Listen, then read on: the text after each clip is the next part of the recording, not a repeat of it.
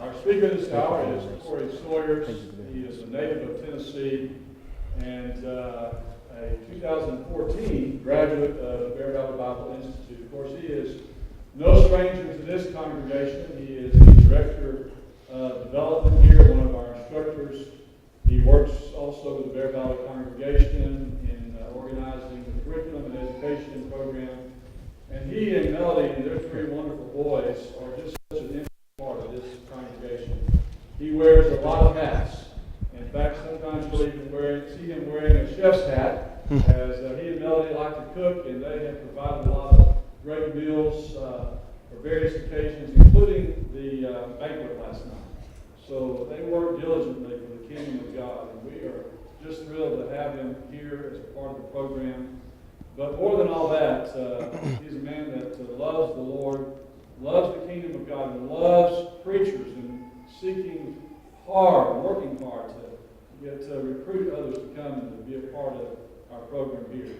I've admired him since the day I've met him, and he's an encourager, and what a good friend. And I appreciate you so much, Corey. Glad that we could work together here. He's going to speak to us on Robinson Crusoe's cause and effect. So give your attention now to our great speaker of the hour.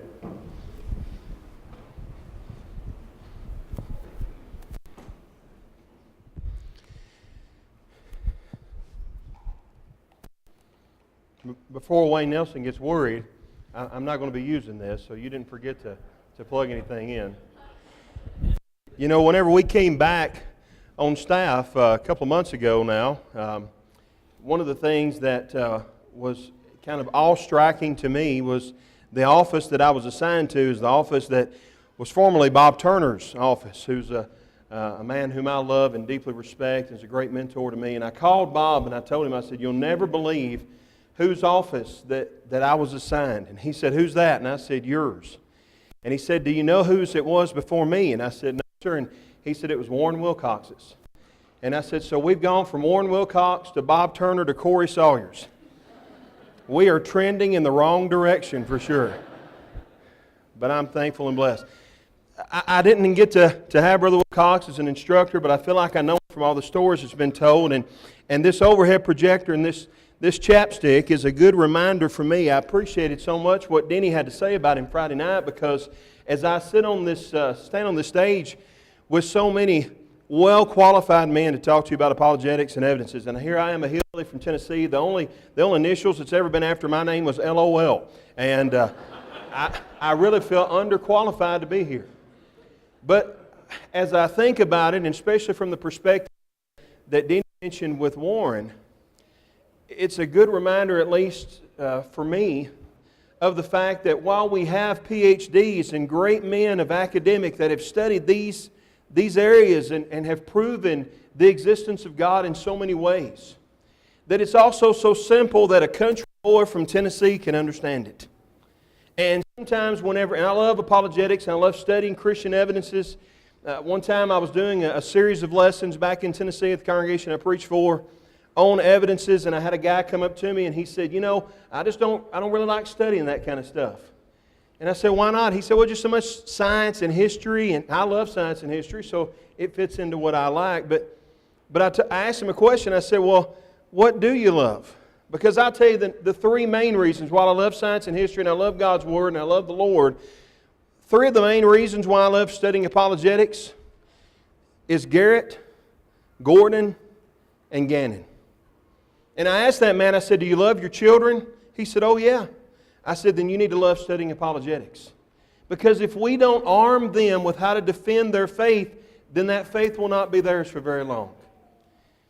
Neil gave us permission we wanted to change the topic, the title of our lessons, and that's why if you're reading through the brochure, don't think that suddenly Neil went crazy a little bit with Robinson Caruso. You're going to see that in the illustration. Also, as I told John a few moments ago, if you remember the old Gilligan's Island theme, this sermon will probably be as primitive as can be. So you'll remember it from that way as well. But appreciate John and that introduction that I feel very undeserving of. Introductions like that mean a lot to you no matter who it's from, but when it's someone you admire and love and respect like I do John, it means all the more. You know, yesterday was not only the night of the banquet, it was also our 22nd wedding anniversary. Melody and mine. I'm 44 now, so that means I've been the husband of Melody for half my life now, and that's such an honor and a blessing. When we think about the start or the beginning of something, it's always something we want to remember, right? We celebrate September 14th every year because that was the beginning of our marriage. Every year on August 31st, I get to pick out what we eat supper because that's the day that I was born. And we remember those days that we're born. That's the beginning of our life. Right on July 4th, I always want to smoke ribs and watch a baseball game and shoot some fireworks because that's the beginning of our country. Those beginnings are important to us, but they're also very self-evident, aren't they? I mean, you may not have known when my anniversary was, but if you knew I had a bride, you knew that we had an anniversary. We had a wedding date at some point. You may have not known when my birthday was, but because I'm standing in front of you, you knew at some point that I was born, right? You may not have known when Independence Day is, but because there is a United States of America, you knew there was a nation at some point. That's about as simply as we can put it on what we're going to talk about today. The Robinson Crusoe cause and effect. You know, when Robinson Crusoe was trapped on that island as he was walking along one day, I forgot my remote down there, that's why I can't find it. Thank you, Garrett. I knew you were handy to have around. As Robinson Crusoe was walking across the beach one day toward his fort, he noticed a footprint. And when he saw that footprint, he began to immediately have two thoughts. Number one, as he looked at his footprint, he said, "That's not my footprint." And the second thing that he realized is that something or someone else made that footprint. Now he began to run through a lot of possibilities in his mind. He thought maybe that there were some inhabitants of the island that he hadn't seen yet that perhaps caused that footprint. Or perhaps there was someone else that had come onto the island that he hadn't seen yet. Maybe they had. He even in his mind speculated that maybe the devil himself made that footprint to tempt him or to confuse him. He didn't know who made the footprint, but of one thing he was certain, someone made the footprint. And it certainly was not him. That's the cosmological argument.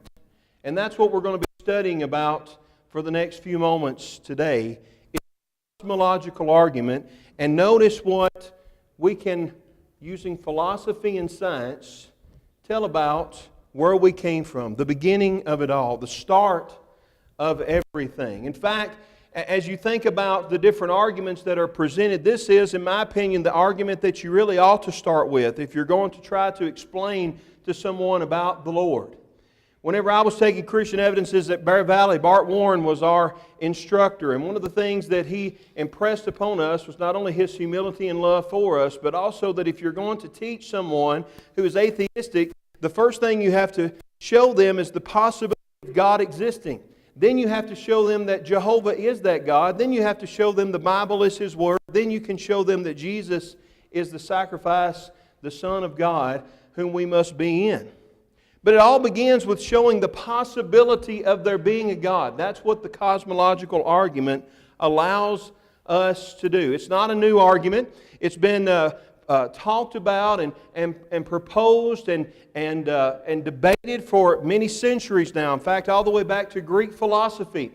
During and before the time of Jesus, Greek philosophers were talking about the possibility of some of the premises that are involved in this particular argument. It's survived through the centuries because of the durability of the soundness of the arguments.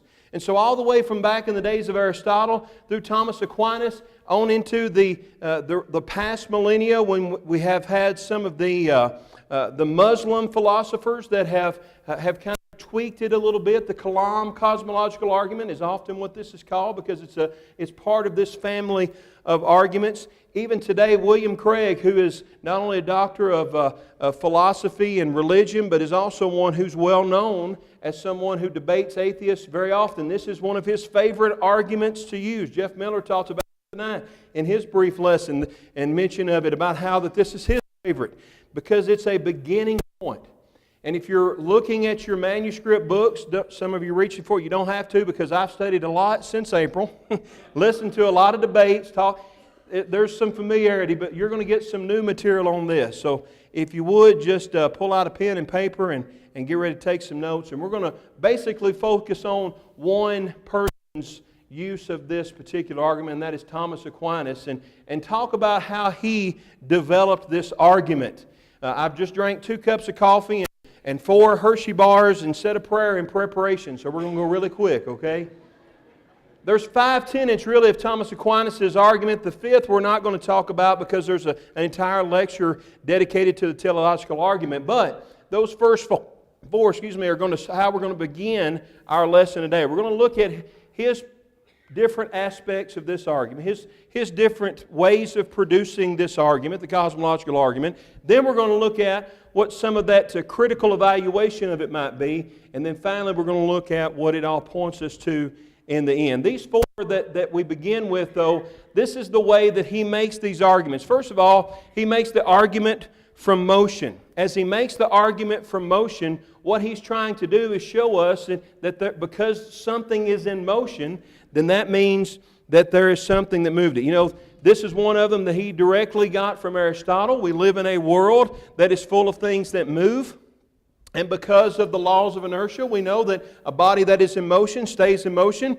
A body that is at rest stays at rest, unless it's acted upon by some other outside entity. So because we live in a cosmos, or the world around us, that's what the cosmological argument is looking to define and talk about, is all the things around us in the universe. Because there are things all around us that move, then there is something that has caused every one of those moving parts to move. As we think about that, it's something that we've probably all seen in our own lives. When you set up dominoes, you know that that's how the dominoes worked, right? This domino flipped over because the one in front of it hit it. And that one flipped over because the one in front of it hit, and so on and so forth. Each one caused by something else. But all the way back at the beginning of that line of dominoes, what was there? There was a finger, right, that started off the process. Otherwise, you have those dominoes going off into an endless string that goes on forever and ever and ever and ever. And that's something that in the philosophical world is called an infinite regress. That is, it's a state where there's a series of events, there's a series of bodies, there's a series of motions, there's a series of somethings that continue to go on, none of them being produced with no starting point ever. Now, the interesting thing about an infinite regress is that philosophically and scientifically, it's proven to be an error. In other words, it cannot be. It's an impossibility for there to be an infinite regress outside of mathematics. Now, sometimes opponents, and we'll talk about this in a little bit later, but some of the opponents of this line of argument will say, well, there could be an infinite regress. Maybe, but philosophically, we've proven that it can't really happen. And scientifically, we have no evidence that it's ever happened or could possibly happen outside of the realm of mathematics. So an infinite regress is absurd for us to think about. So what we are left with is we have to put things in a balance. Which is most likely to be believed? That there is an infinite regress that philosophically and scientifically is absurd, or that there was something that kicked everything off? Some finger that started the dominoes going. That's already been pointed out in a couple of different lectures, that we can't prove God in the same sense necessarily that we can prove 2 plus 2 is 4.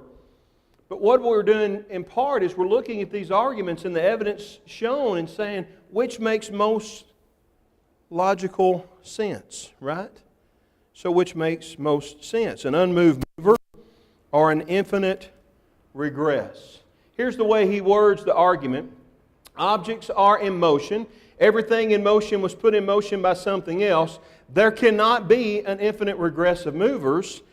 And of course, Aaron did a good job this last session explaining how these are put together. So the conclusion has to be true. There must be a first mover itself unmoved. The second argument that Aquinas uses is the argument from causation. Now, this is not talking about things in motion, but just kind of in a general sense of cause and effect, which really is what all of these are based on. In fact, this is sometimes the argument, the cosmological argument is sometimes called the argument of causality. This is really the crux of it all, of cause and effect. So he's trying to, with this argument, address the problem of an infinite regress. He's trying to show that for every effect, there must be a cause. This is the way he words this one. Some things are caused. Anything that is caused has to be caused by something else, since nothing can cause itself. Now that's true, right? None of you said, I want to be born, and so you were born, right? You can't cause yourself. There can't be an infinite regress of causes, so there must be a first causer itself uncaused. Now you think about, for just a minute, all of the series of events that right now Dave's saying, how's he doing that? Right? This was taken a few weeks ago, though. Same. You think about the series of events that led you to being in this lecture right now. It probably went something like, you looked at the brochure and said, Robinson Caruso, Corey Sawyers. I don't know anything about either one of them, so I'm going to go listen to that one, I guess.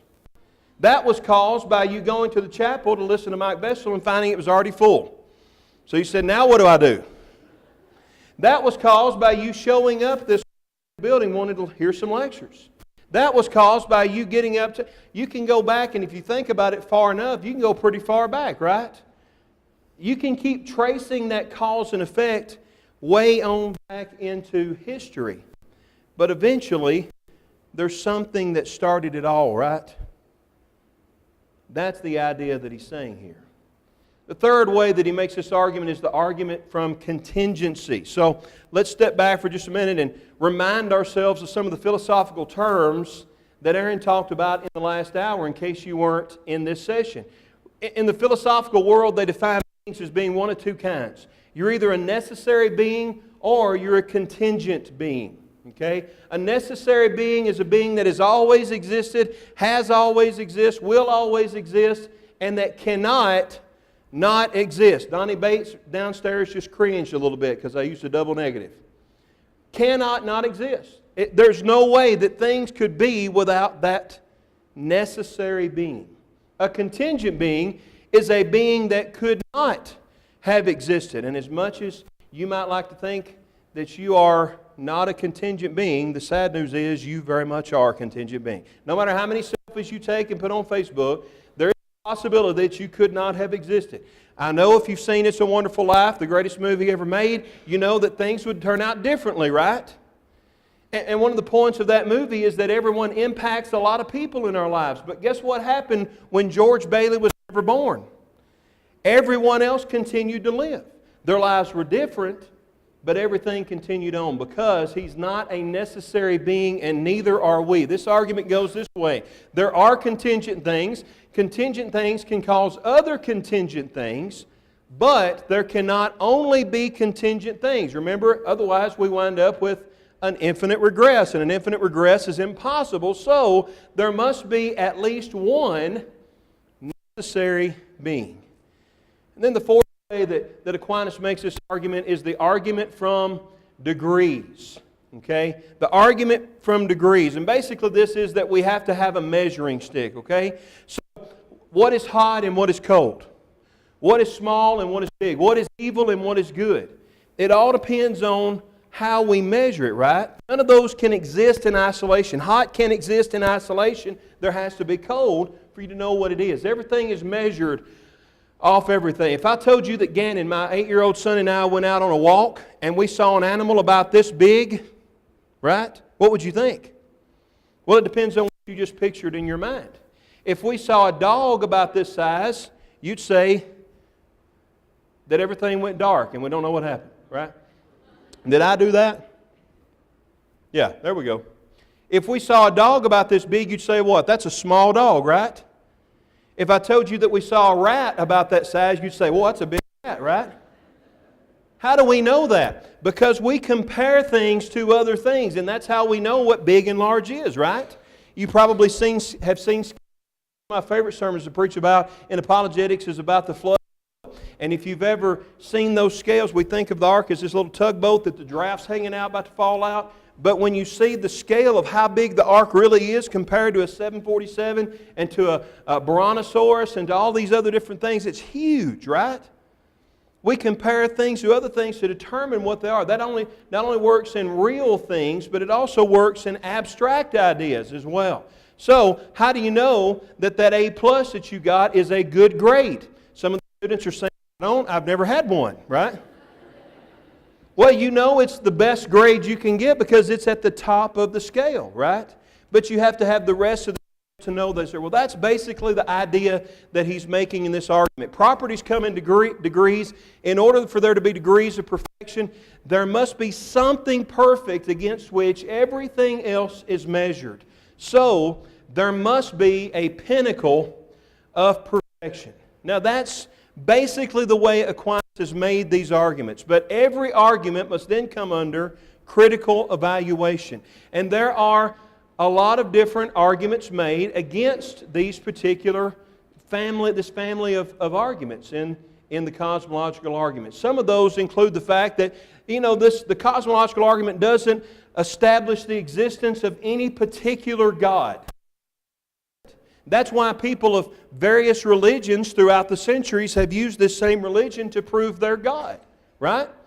But if this was the only argument we were using, that would be a problem. It's not the only argument that we're using, right? That's why I say you start with this one and then you move on to the teleological argument, the ontological argument, and others that help you show what that God is. Some will say, well, this doesn't prove that there's only one God. It could be a committee of gods and goddesses. That's also true. If we were only using this argument, that would be a problem. But we're not using only this argument. Some will say, well, it doesn't prove that there is a feeling, living, live, conscious, responsive, loving God like the God of Abraham, Isaac, and Jacob. That doesn't prove that. Again, that would be a problem if this was the only one that we were using, but it's not. So it's not a problem for us. There's a fourth and a fifth kind of argument made against this argument that really is the one that most atheists will kind of lean on the hardest. The first is they will say there can be an infinite regress. Now, you've already heard enough lectures, if you've been here with us throughout the weekend, to have heard some of these terms that are on the screen. Spontaneous generation, the first law of thermodynamics, the second law of thermodynamics. If you're going to say that there can be an infinite regress, then you're ignoring all of the... Forget philosophy, you're ignoring the science, which is remarkable to me because guess what the atheists claim about us? You guys, all of you guys, ignore science. What does the science say about an infinite regress? Couldn't have happened. And even honest-minded atheists will admit that. Dr. George Wald, Nobel Prize winner from Harvard University, said this. He said, one only has to contemplate the magnitude of this task to concede that the spontaneous generation of a living organism is impossible. Yet here we are as a result, I believe, of spontaneous generation. I wish you guys would quit ignoring the science. Right? And he's not the only one that has said things along this line. But if you think about the odds he's talking about, I'm not in any way with this illustration promoting the idea of using the lottery, okay? No gambling. We were at the staff retreat and Keith Kassarjan came in and said, Gannon and I are fixing to go play pool. He told me he bet me $5 that he could beat me. Gannon came in a little bit later and I said, what are you doing gambling?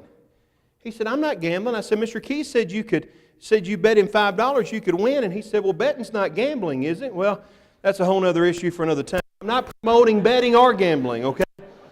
But the odds of winning the Powerball lottery, they tell us, is 1 in 10 to the 7th power. That's a 1 with 7 zeros behind it.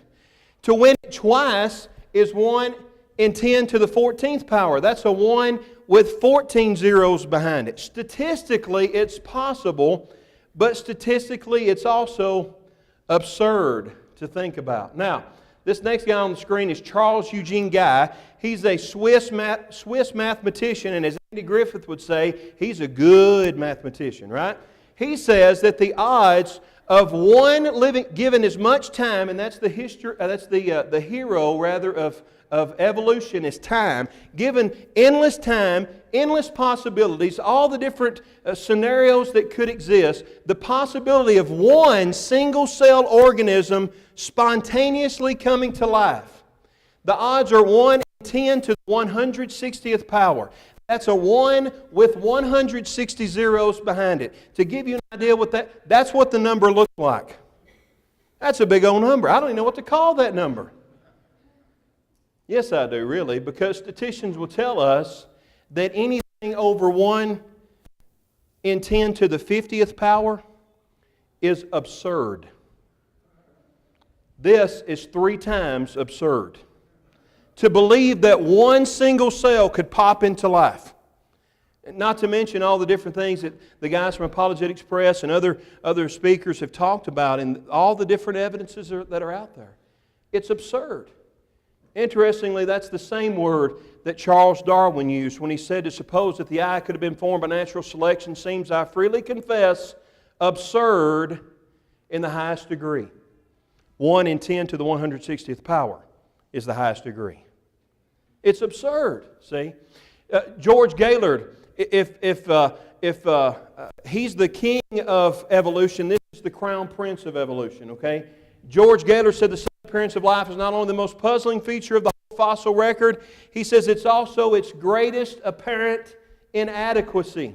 Sir Frederick Hoyle said this current scenario of origin of life is about as likely as a tornado passing through a junkyard beside a Boeing airplane company accidentally producing a 747 airplane. And even if it could, you still don't account for how we got the airplane factory nor the... Right? And yet that's what people say. Richard Dawkins in his book, The Blind Watchmaker, says that if you gave enough monkeys enough time and enough typewriters, eventually they would produce one of Shakespeare's great masterpieces. Maybe that could happen, I don't know. But you still haven't told me where the monkeys and the typewriters came from. So we're always in this quandary of looking for what caused those effects, right? Sir Francis Crick said the origin of life appears almost a miracle. Almost a miracle. So many are the conditions which have been satisfied to get it going. Jonathan M.S. Pierce, he's a more recent writer along the atheistic line, says, in other words, there's only one cause. The universe or the Big Bang are similar. See, what they all have to recognize is there was a start. There was a beginning. That we're all in agreement with. There had to be a start. There had to be a beginning. And what that beginning was is what we're looking at. The fifth one that they lean on hard is they say it's a self-defeating argument. The cosmological argument is a self-defeating argument because they'll say, if everything had to have a cause, then God would have had to have a cause, right? That's really looking at things, and we're using the wrong questions there. Aaron mentioned a little bit about this in his last one. Now, I put it here not only because Tennessee's playing right now, but also to make this point. What does the color orange taste like? What? The color orange doesn't have a taste, right? You're looking at two different methods, two different worlds, and trying to put them together that don't belong together. And so when we say these laws of nature and science that apply to everything, because God is God and He's outside of nature, this first mover, this first being, this first cause, this uncaused cause, it's outside of nature. So even that argument fails miserably. So what we're left with, and this comes straight from Warren Wilcox's notes. Whenever I was a student, every time they would put something down on the table in the break room that had Warren's name on it, I snatched it up.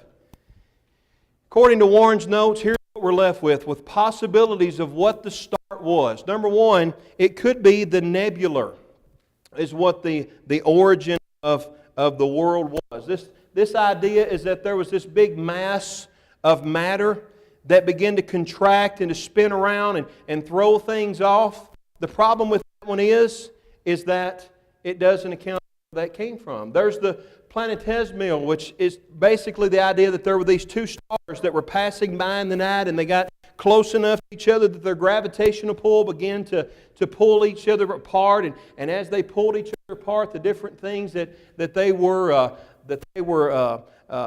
their different parts being thrown in every direction is what caused the cosmos. There's also the idea of continuous generation. That is that there's always been matter being generated over and over and over. And because of that, according to this theory, where that epicenter of things being created is, that's where the youngest material should be, and it should stretch all the way to the further away you get, should be the oldest material. The problem is in our cosmos, we don't find that. We find new and old mixed in together, so that doesn't even fit that theory. Then there's this idea is the fact that everything just has always been. This goes back to the infinite regress. The problem with this one is that if this were true, we would have run out of energy by now. If this were true, all the black holes would have already pulled everything into it and destroyed everything. None of those, even the Big Bang, show us where the material came from. Nor does it tell us where that or how the spin and the preciseness of the planetary alignment, stars and everything that are involved, how they could have been so precisely done. Nor does it account for where it all began with originally. And so what we're left with is one last theory. That's the Lord.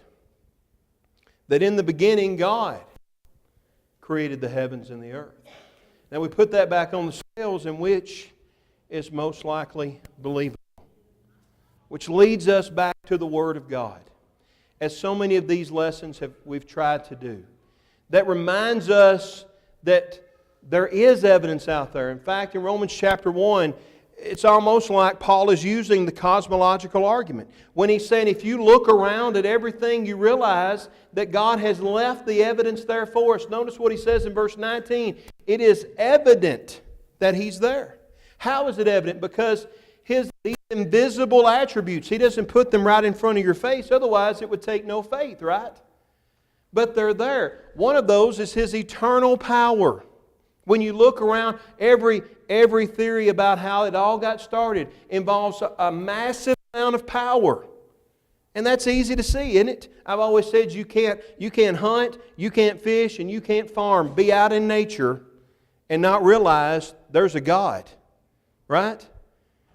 His power is evident and it's understood. Right?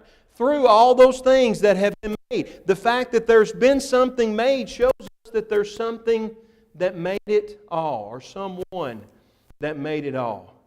So we're without excuse. Notice all the words he uses in this passage to show us that. It's been revealed. It's known. It's been evident twice in verse 19. It's been clearly seen. It's been understood. And because of that, he says they knew.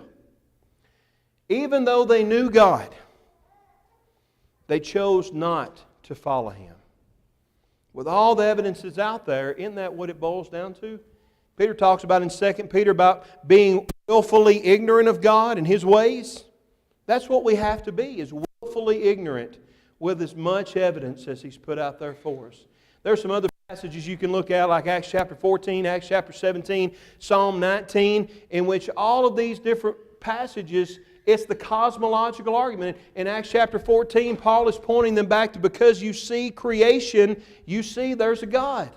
In Acts chapter 17, he's telling the Athenians, because you see all creation, there's a God. In Psalm 19, the psalmist is wanting to praise God for two things. In the first 6 verses, for His creation. In the last half of the chapter, the psalm rather, it's because of His Word. And he says, if you look at what's been made, you realize that the Maker is awesome. And He's marvelous. And He's wonderful. And He deserves our praise. Robinson Crusoe's cause and effect, the cosmological argument, doesn't tell us about the nature of God. It doesn't tell us Jehovah is God. But it tells us that there's someone out there that we ought to be seeking. And if we seek Him, we'll find Him. Right? We use these other arguments to find the nature of who that unnamed mover, that uncaused cause must be. We've narrowed down what He's like, who He is. We can know that there is a God. That's what this whole lectureship's about, right? We can know there's a God. Now, it's already been made mention, the lectureship book is the yellow book, right? The signs are yellow. It's okay for the book, and it's okay for the signs to be yellow, but Christians, we don't need to be yellow. We need to be out there telling people that there is a God. And you know what's really the coolest part about the whole thing? Not only can we know there is a God, we know God. And we can know Him because of the evidence that we see around us, but we can know it because He's been manifested in His Son. And we can realize the love that He has for each of us. We can realize the care and concern He has for each and every one of us in the fact of what He's done for us. The cosmological argument doesn't get us there, but it's a great reminder, philosophically and scientifically, that there is someone out there that we need to be looking for. That we were made to search for Him. And when we find Him, we love Him, and we follow Him, and we serve Him all of our lives. Thank you for your time and for your attention.